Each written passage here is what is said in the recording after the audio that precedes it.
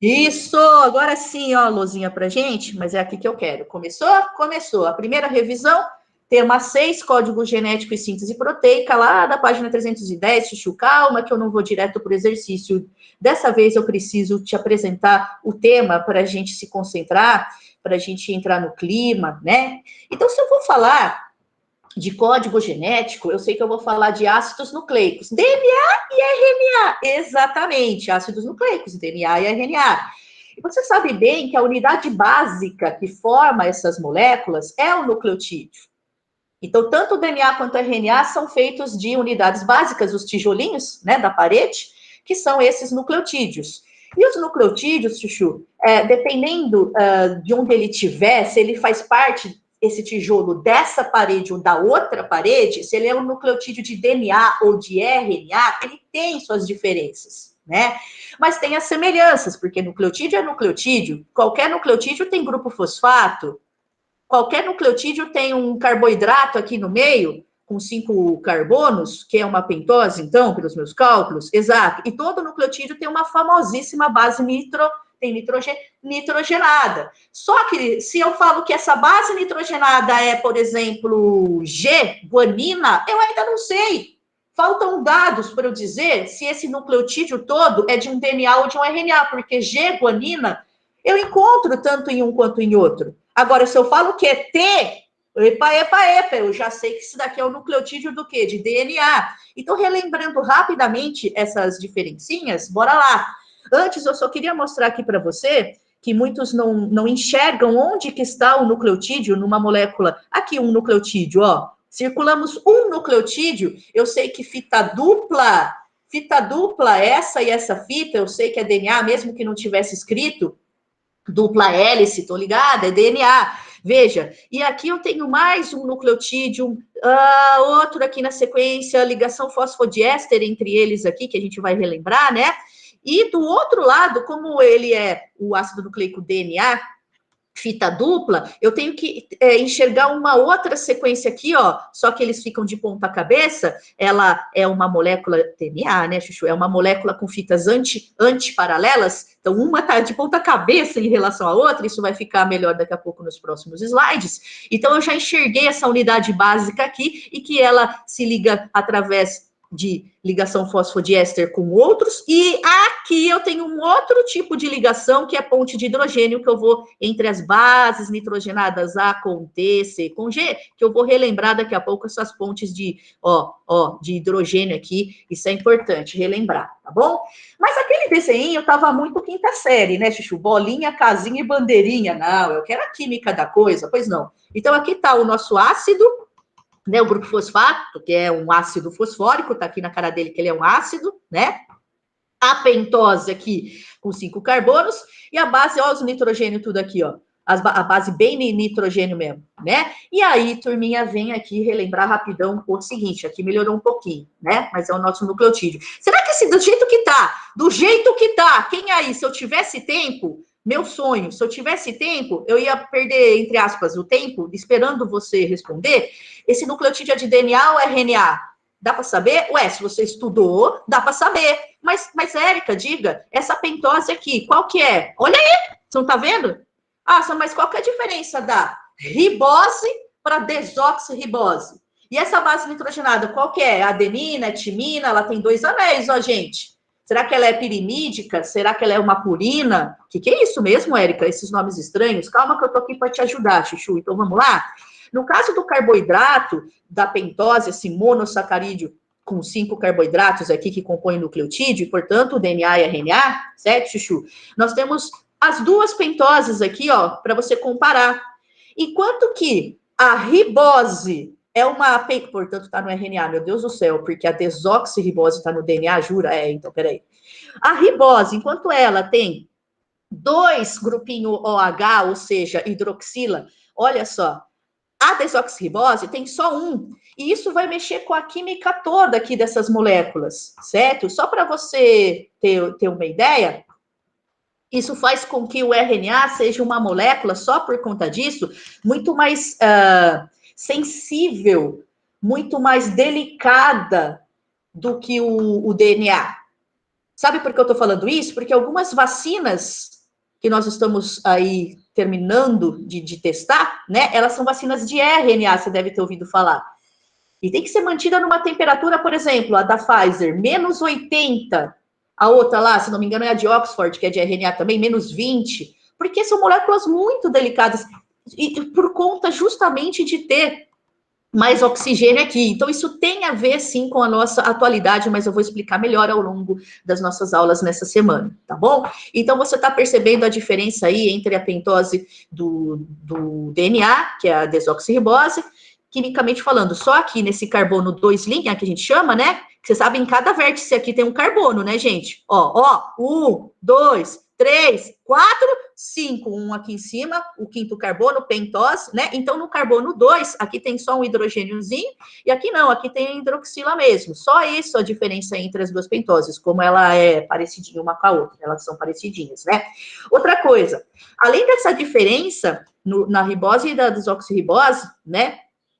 Você tem, obviamente, é mais fácil de lembrar, a diferença das bases nitrogenadas. Timina exclusiva do D, U é exclusividade do R, né? E eu vejo que essas duas exclusivas de cada um, do D e do R, ó, timina e uracila, tem um anel só de carbono e nitrogênio nessa base nitrogenada, ó, né, nessa aqui também.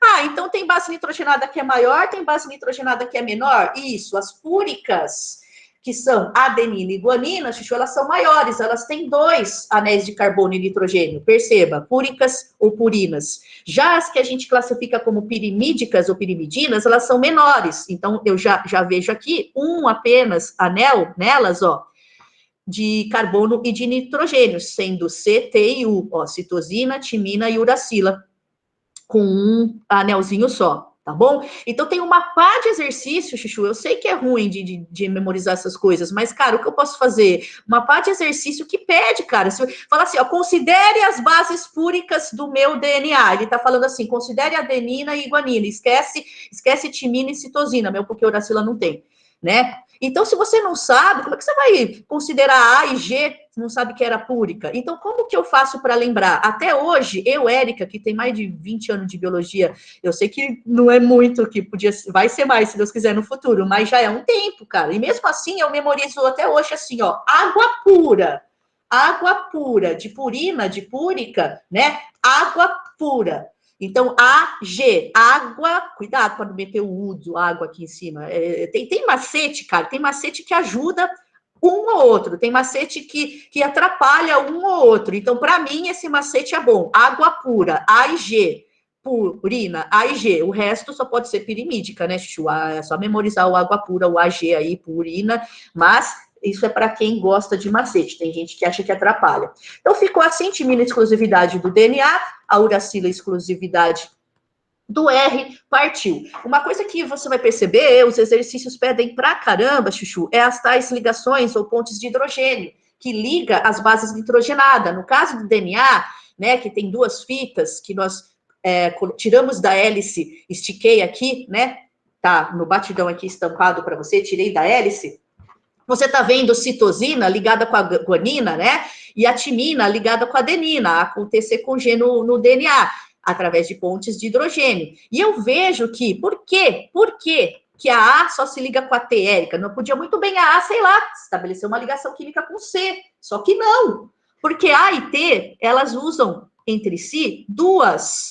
Então, T e A, entre elas, eu tenho que saber que há 2 pontes de hidrogênio, né? Ó, repara aqui, um anel e 2 anéis. Ah, qual aí é purina, qual aí é pirimídica? Isso a gente já sabe, tá bom.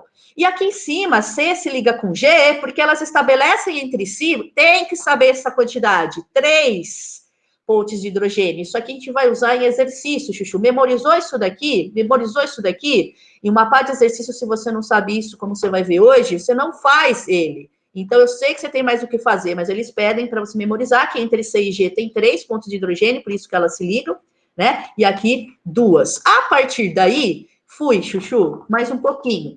Aqui você está lembrando e vendo que elas são, como eu disse, antiparalelas, de ponta cabeça. Tem um pedacinho de DNA desenhado aqui. Essa aqui é a fita, vamos chamar ela de 5,3, né? E essa aqui, então, eu sei que é a 3,5. né? Porque elas são antiparalelas. Ó, tá desenhado de ponta cabeça, veja essa pentose de ponta cabeça em relação à outra. É a vida como ela é. Às vezes a gente não desenha como é, para facilitar o desenho, mas não, aqui tá como é mesmo, né? As fitas são antiparalelas. E eu represento aqui, no exercício, 3 ligações de hidrogênio entre C e G, já entre A e T, ó, há 2, né? De novo, representa. Então, às vezes, no exercício, você tem que olhar os pontilhadinhos para sacar alguma coisa, né? 3 pontos de hidrogênio ou 2 pontos de hidrogênio. E as fitas antiparalelas, como são aqui do nosso DNA. Eu agora não vou perder tempo explicando o que é 5, o que é 3, tem a ver com o carbono aqui, ó, 1, 2, 3, 4, 5.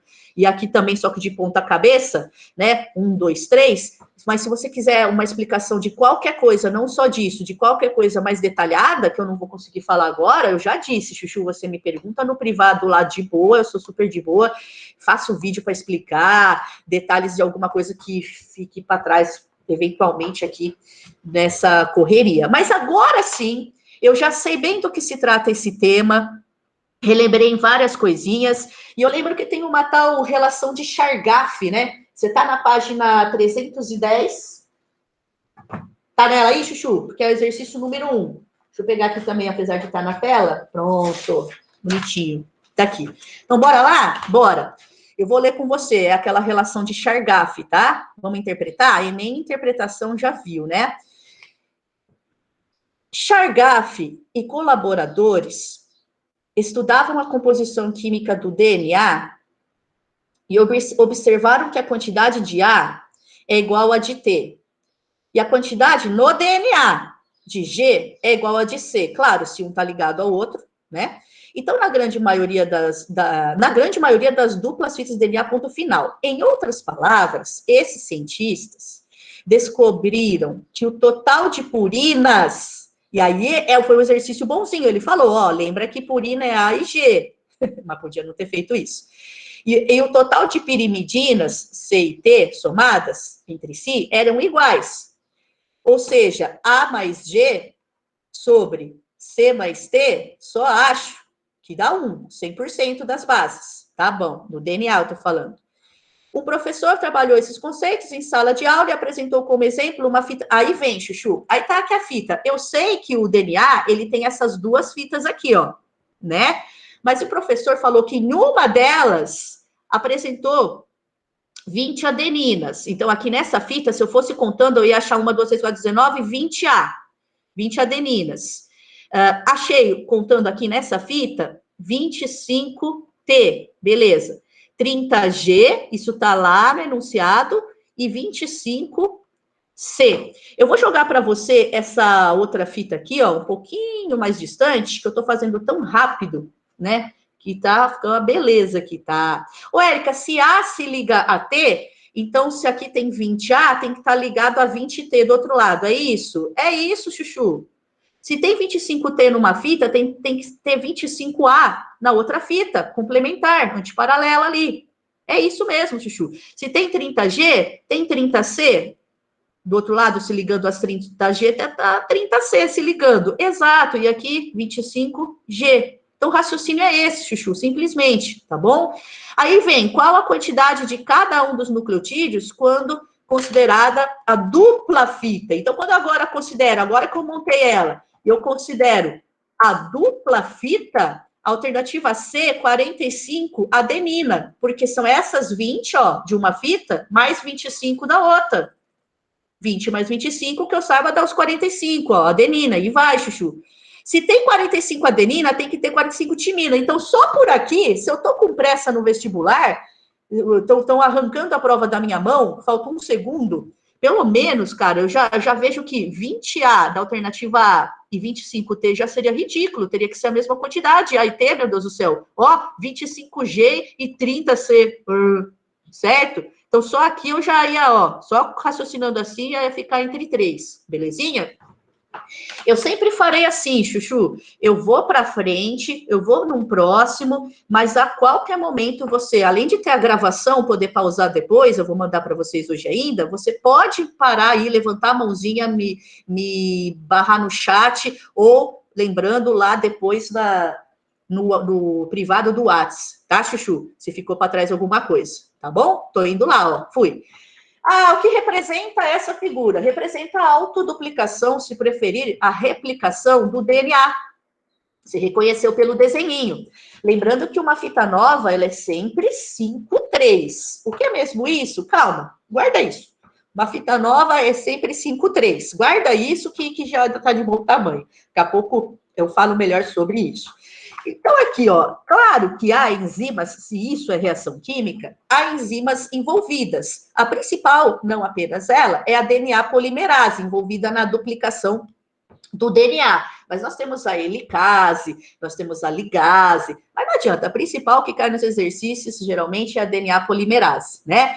Já que isso, de novo, é uma reação química. Eu tô vendo aqui, num primeiro momento, nessa representação, ó, primeiro momento, eu tô vendo aqui um segundo momento, eu estou vendo passo a passo, terceiro momento aqui, desse processo de duplicação. E estou vendo já tudo acabado aqui num quarto momento, afinal de contas, um DNA foi para duas moléculas filhas a partir de uma chamada molécula mãe aqui original, certo? Representadas as suas fitas da molécula mãe original, ó, de azul. Acontecer com G, pontos de hidrogênio, beleza.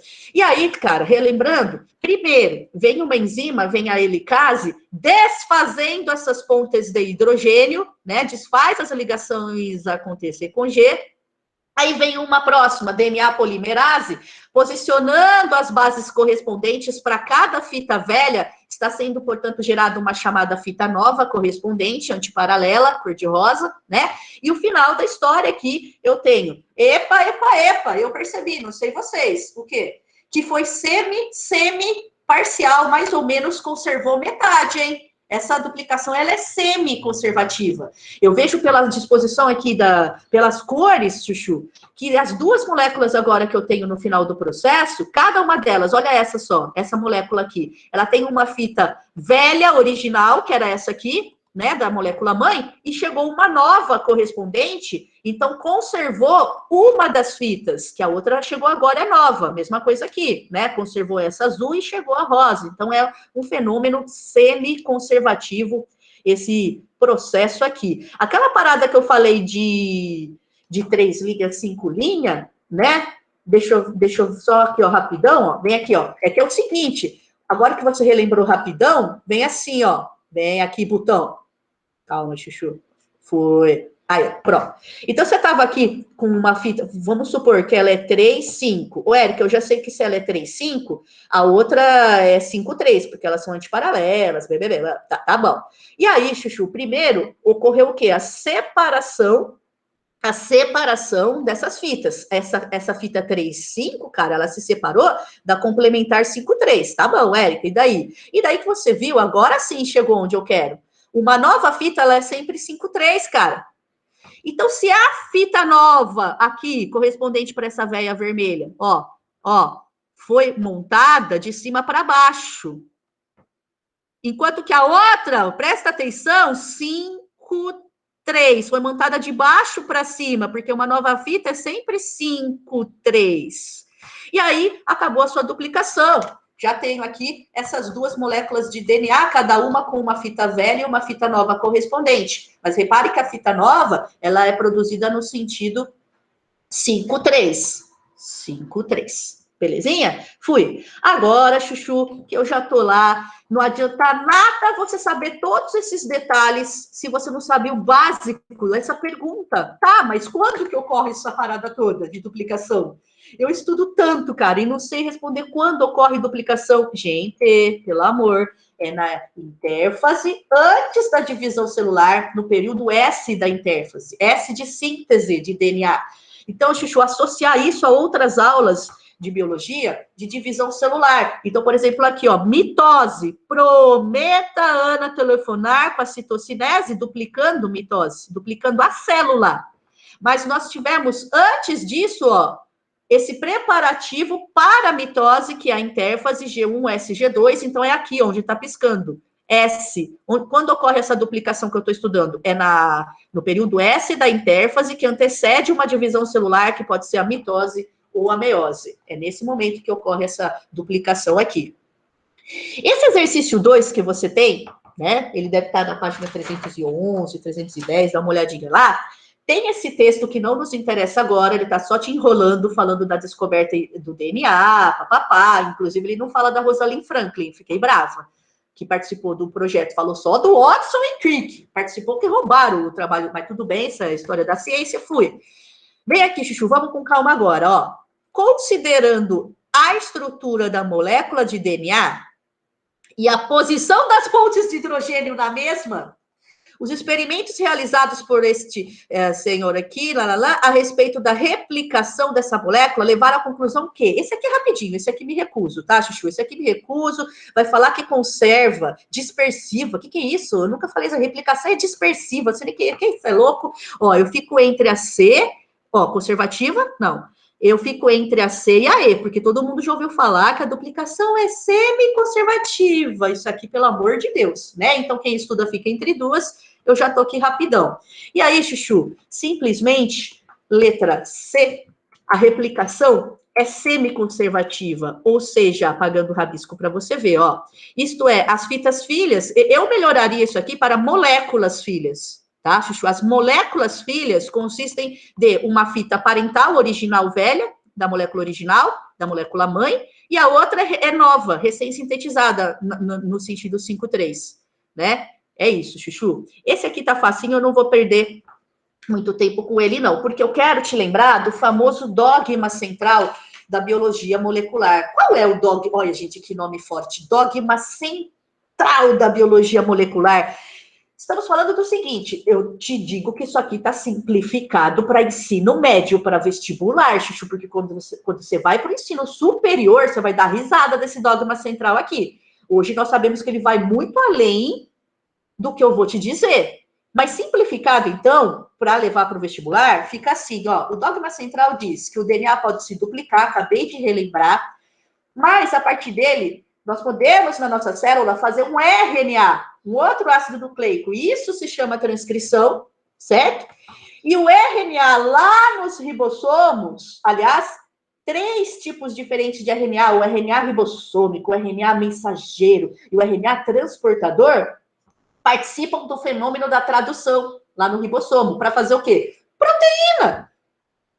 A partir daí, Chuchu, você só lembra, claro que eu não vou ter tempo de fazer tudo isso daqui, é só para relembrar, que no nosso caso de células eucarióticas, né, nós temos o núcleo. No nosso caso, a transcrição ocorre lá, onde o DNA está, no núcleo. Mas você pega uma bactéria que não tem núcleo, a própria transcrição já está acontecendo no citoplasma dela, belezinha? Mas aqui a carioteca, ó, com seus poros, você está vendo? Então, primeiro, Chuchu, a transcrição ela vai ocorrer, produção de RNA, a partir de uma das fitas aqui do nosso DNA, ou essa ou aquela. Naquele trecho que se abre para acontecer isso, esse trecho é chamado de gene, da genética, tá bom? Então, nesse pedacinho, porque eu poderia abrir esse outro gene, que tá os 3 pontinhos aqui embaixo, o gigante, essa molécula de DNA, ia continuar para baixo no computador, ó, terceiro gene, quarto gene, então o gene se abre para fazer um RNA, mas isso é transcrição.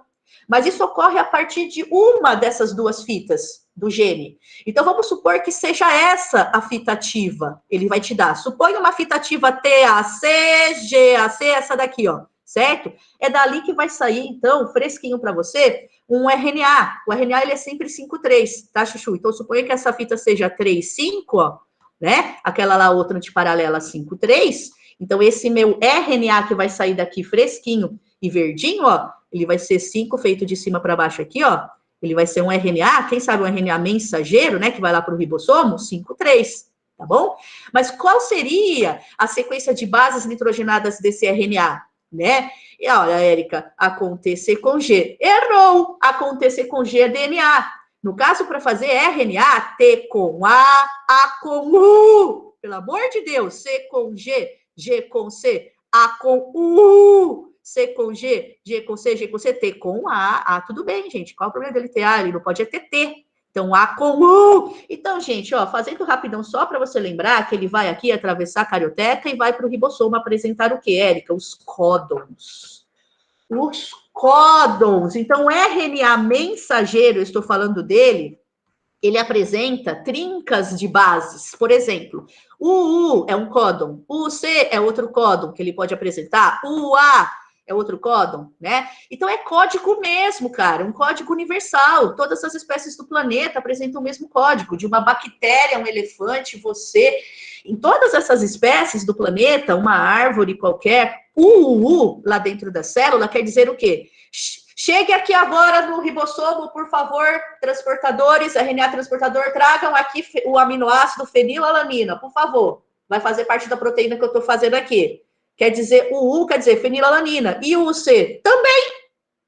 Ah, então o código genético é degenerado, porque pode ter mais de um... Isso, degenerado. Pode ter mais de um códon para o mesmo aminoácido. Para o mesmo. Porém, cara, olha que interessante. Vamos mais um pouquinho aqui? Bora que eu pus para você. Deixa eu já chego lá no porém para você. Eu deixei um segundo slide, tá? Esse primeiro aqui é o seguinte, vou dar um estudo de caso já para você. Então, o que eu revisei até agora, e lembrando que é um código genético, são as trincas de bases do RNA mensageiro e um aminoácido correspondente, e ele é universal, vale para todas as espécies. Eu já começo no estudo de caso aqui, que não só tem a ver com o exercício seu, como tem a ver com biotecnologia, que é onde a gente vai dar sequência essa semana do DNA aqui, a gente vai para biotecnologia, que é o tema 8, tá bom? Mas eu estou no tema 6 mesmo, certo? É que acaba esbarrando no outro tema fatalmente. Eu já vejo pela representação uma molécula fita dupla em hélice aqui, com vários genes, vários trechos que podem se abrir para transcrição, ó. Uma molécula de DNA. Deixa eu te contar, faz de conta, gente, estou te contando, tá? No enunciado de um exercício faz de conta. Ó, vamos supor que esse DNA seja uma molécula recombinante.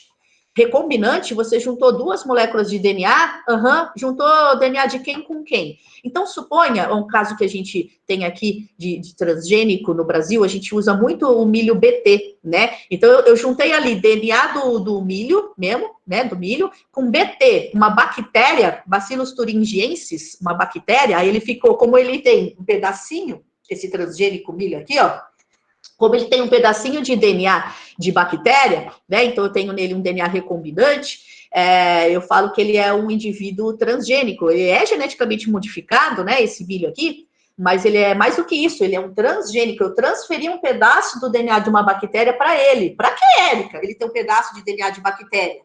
Porque essa bactéria, a BT aqui, ela produz uma substância que é um bioinseticida, que mata, praga da minha lavoura, da minha plantação de milho, o que é bom para o produtor, não é bom para a lagarta, coitado, mas para o produtor, né, ela acaba com o milharal. Então, veja, aí o que vai acontecer aqui, Chuchu? Olha só, separou uma fita da outra, desfez as pontes de hidrogênio, aí eu peguei só uma fita, essa aqui suponho que seja, então, a fita ativa do DNA recombinante desse milho, tá bom? E aí eu já sei que com a transcrição será produzido lá dentro do milho um RNA mensageiro com códons, com trincas de bases, que faz parte de um código da natureza, que quer dizer alguma coisa, código genético, né? Então, suponha que o GG é um códon que, quando eu consulto a tabela de código genético, é um códon que está falando, olha, chega esse aminoácido TRP triptofano aqui, o U, fenilalanina, e eles vão se ligando ligações peptídicas para formar a nossa proteína aqui, que é uma substância tóxica, é um bioinseticida, isso daqui. Nem que ele produziu essa toxina, o milho, que ele não produz normalmente, quem produz é a bactéria, mas ele tem um trecho de informação aqui da bactéria, que eu coloquei nele, ele é um transgênico. Então, ele vai produzir essa toxina, a lagarta vem, come a toxina e morre. É o que a gente quer, né, seus cruéis produtores, matadores de lagartas, para salvar a plantação para as pessoas comer. Tá bom, Chuchu? Então, aqui, ó, eu já começo a entrar na biotecnologia ao mesmo tempo e vai aparecer isso no exercício 5. Eu pulei um de propósito, eu estou no exercício 5 da sequência aí. Tá bom, Chuchu? Eu tô lendo lá, hein? Exercício 5. O milho transgênico é produzido a partir da manipulação do milho original com a transferência para este de um gene de interesse, eu te contei, da bactéria, retirado de outro organismo de espécie diferente. A característica de interesse será manifestada em decorrência do quê? Dogma central da biologia, Chuchu. Por quê? Primeiro, o DNA vai fazer um RNA, mas ele vai ser traduzido. Tradução lá no ribossomo, Chuchu. Tradução do RNA mensageiro sintetizado a partir daquele DNA que é recombinante de milho e de bactéria, ou de qualquer outro ser, generalizando aqui como ele generalizou no enunciado. Então, quando você vai depois com calma para outras alternativas, você vê que não tem nada a ver, né? Aqui, eu, se fosse você, eu colocaria aqui, ou seja, é por conta do dogma central, né? Nós aprendemos que primeiro o DNA faz um RNA e o RNA é traduzido lá no ribossomo. Com a participação de outros RNAs, não só esse mensageiro vai participar da tradução, né? Tem o mensageiro que é esse. Nós temos também o transportador de aminoácidos e, claro, o que faz parte do próprio ribossomo, o ribossomo. Tá bom? Vamos para mais um? Ó, vamos lá. Opa, agora eu voltei para o 3. Agora eu voltei para o 3. E o 3, ele fala assim, vem comigo que dá tempo, Chuchu. Os vegetais biosintetizam determinadas substâncias, vou te contar que são comunicadores. Esses alcaloides e flavonoides, Chuchu, são comunicadores entre plantas, você acredita? Elas produzem essas substâncias aqui, cara, e aí, como são voláteis, são compostos voláteis, isso vai até outra planta para avisar outra planta que o herbívoro está por aqui, para ela produzir substâncias de defesa. Você acredita que elas se comunicam, as plantas? Olha isso, Chuchu, você subestima demais as plantas. Inclusive, esses compostos voláteis, eles podem servir de substâncias que voláteis como são, ó, vão até, tudo bem, outra planta, ou vai atrair inimigos da praga dessa planta. Atrai uma joaninha de um pulgão. Você acredita que tem isso? Então, vamos lá. Cuja estrutura química e concentração dessas substâncias variam, gente, no mesmo organismo, em diferentes épocas do ano, por exemplo, em estágio de desenvolvimento, quando a larva produz mais de um comunicador do que outro. Muitas dessas substâncias são produzidas para adaptação do organismo, por exemplo, a variação ambiental, temperatura, parasita, como eu citei, herbívoro indo atacar ela, estímulo a polinizadores, ou fisiológica mesmo, para envelhecimento, senescência, etc. Bom, estava te enrolando até aqui, bebê? Então vamos lá. As variações qualitativa e quantitativa na produção dessas substâncias comunicadores aí, durante o ano, como que isso é possível? Ela produzir mais em janeiro dessa substância, menos em julho. Como assim, Érica?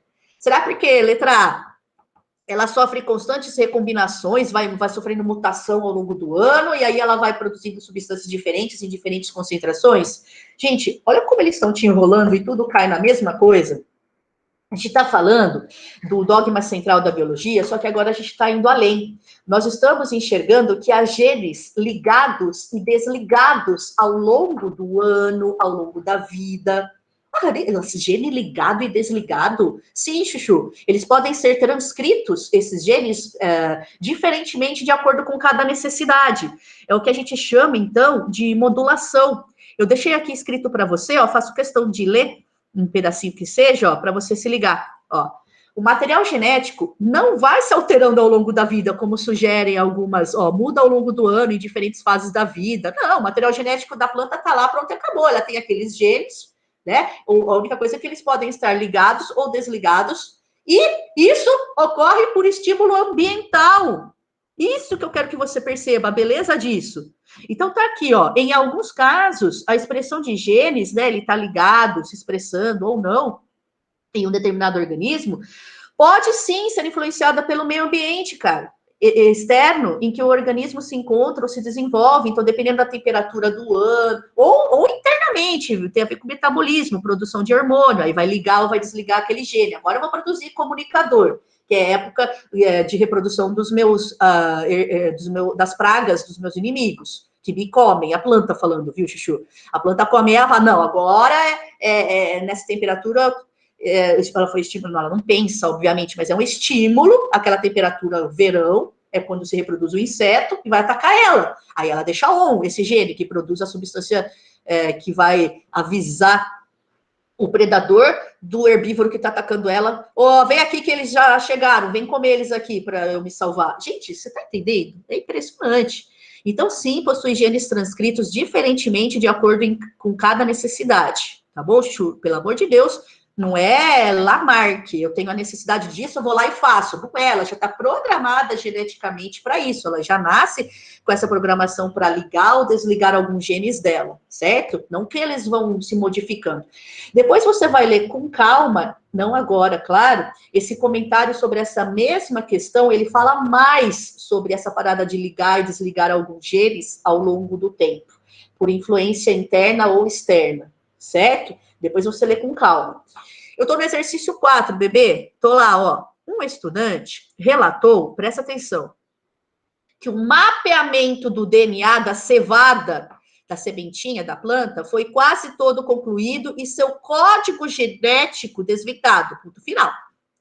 Chamou atenção para o número de genes que compõem esse código genético, ixi, que estranho que está aqui, e que a semente da cevada, apesar de pequena, possui um genoma mais complexo que o humano, sendo boa parte desse código constituída de sequências repetidas.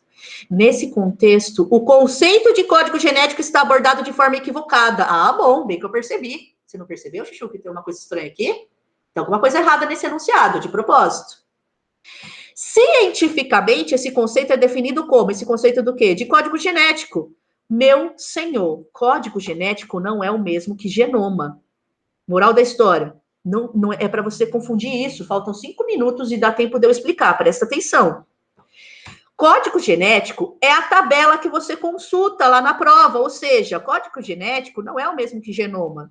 Código genético é a relação entre os códons de RNA mensageiro com o aminoácido correspondente. Tudo bem. Não é genoma, como ele sugeriu aqui. Genoma é outra coisa. O que é, então? Eu vou te falar o que é genoma, mas veja a alternativa correta. O que é código genético? Ué, trincas de nucleotídeos com as bases U, U, C, né? Que codificam os aminoácidos. Um código, quer dizer tal aminoácido. É isso, pronto, e acabou. Agora, a ideia era que você confundisse com genoma. Genoma, Chuchu. Deixa eu te mostrar o que é. Eu vou mostrar aqui, rapidão. Pronto. Ó, vamos que a gente tá indo embora. Projeto Genoma Humano, cara. Nossa, nós já conhecemos nosso genoma? Aham. Nós conhecemos o da cevada? É, o enunciado falou que a gente conhece também da cevada. De vários organismos nós conhecemos o genoma. Então, não estou falando mais de código genético, que você já sabe o que é. Tá. Genoma é eu pegar cada DNA, por exemplo, humano. Eu tenho o cromossomo 1, cromossomo 2, cromossomo 3, 3 pontinhos, até o 23 pares, né, Chuchu, no nosso caso. E eu vou estudar genoma, Chuchu. A sequência de bases do cromossomo 1, A, T, C, estou inventando, claro que eu não sei. Suponha que seja depois C, G, G, C, T, T, A, T, T. Né? Então, eu vou saber de todos os DNAs, de todos os cromossomos aqui do ser, seja da cevada, seja seu. A sequência, depois do A, vem o T. E depois, deixa eu sequenciar, deixa eu ver, sequenciamento de genoma, vem o C. Isso no cromossomo 1, vou fazer para todos. Para que sequenciar as bases? Cara, porque a partir daí, olha que loucura, cara. Eu começo a estudar, o gene vem até onde? Até aqui, por exemplo, suponha que isso aqui seja um gene. Então, ele é responsável por qual característica? Não sei, vou estudar. Porque sabendo o que ele quer dizer, eu posso mexer nele, inclusive. Ó, aqui é que fica o gene que dá a doença tal, viu, gente? No cromossomo 1, no começo dele. Vai até aqui, ó. Se precisar mexer nele, chama biotecnologia, terapia gênica. Tá, eu sei que é aqui para essa doença que eu tenho que mexer. Então, genoma, Chuchu, é fazer esse sequenciamento das bases nos seres e depois desvendar o que cada pedaço de cada cromossomo quer dizer. Já código genético é outra coisa. Ele é universal, são as trincas de bases correspondentes por aminoácido, tá, Chuchu? Vale para todo. Então, a gente não vai misturar as bolas. Lembrando que ele é degenerado, ele é universal e ele não é ambíguo, esse código genético aí que vale para todas as espécies do planeta. Pessoa que estuda, ó, eu deixei para você prestar atenção nesse exercício. A gente tá indo embora, eu sei, calma, eu também tenho mais aula, calma, tenho compromissos, fica comigo. Mas esse exercício complementar aqui, ó, ele é o número 5, acha ele aí. Ele é o exercício complementar número 5. Cara, eu vou usar ele para continuar a aula que vem. Então, você, por favor, já dá uma olhada nele em casa. Eu sei que tem a resposta do complementar, e eu sei também que eu não fiz um deles aí de propósito, é que eu não quero dar spoiler, né, cara? Deixa eu parar a apresentação, senão você vai ver aqui a minha tela. Deixa eu ver. Ah, tô esperta, depois de 9 meses. Ó, peraí. Eu vou falar então do PCR que ele cita aí. Ah, exame de PCR para ver se eu tô com Covid. Tem a ver? Tudo a ver com atualidade, né? Não, acho que eu não pulei nenhum pelo jeito aqui. Eu fiz todos de sala? Dá um retorno para mim, Chuchu. Os de sala eu fiz todos? Alguém? Obrigada, Sofia. Então tá combinado, Chuchu. Você vai pegar principalmente esse exercício 5 aí, complementar, porque eu vou, a partir dele, na próxima aula, entrar na biotecnologia e falar de PCR, tá bom? É o que vai dar a liga, esse exercício 5 é o link do complementar, dessa aula para a próxima. Combinado? Deixa eu parar a gravação, senão eu esqueço de apertar o botão e dá ruim lá, né? Não grava. Pessoal que já foi